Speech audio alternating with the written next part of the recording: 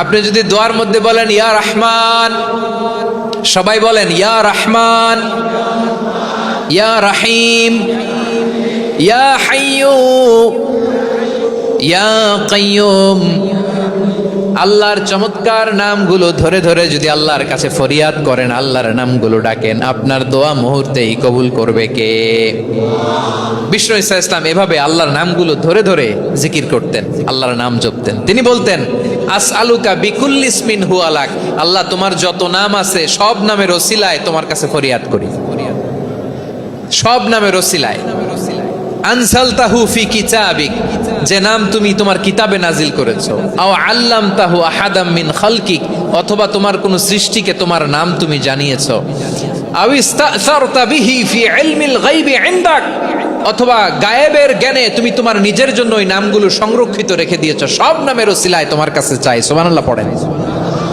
তার মানে আল্লাহ তোমার যে নামগুলো আমরা জানি এগুলার ওসিলায়ও চাই, যে নামগুলো আমরা জানি না সেগুলোর ওসিলায়ও চাই। আল্লাহর সব নাম আল্লাহ আমাদেরকে জানায় নাই, কিছু নাম জানিয়েছেন, কিছু নাম তিনি জানান নাই। সুবহানাল্লাহ বলেন।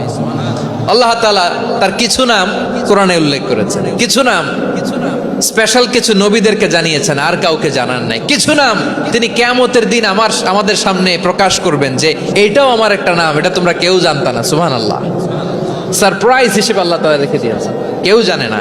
কিয়ামতের দিন আল্লাহ তাআলা সেই নামগুলো জানাবেন। আর কিছু নাম আছে সেই নামগুলো আল্লাহ কোরআনেও বলে নাই, কোনো নবীরেও জানায় নাই, কিয়ামতের দিনও সারপ্রাইজ হিসেবেও জানাবে না। ওই নামগুলো স্বয়ং খোদ আল্লাহ ছাড়া কেউ জানে না।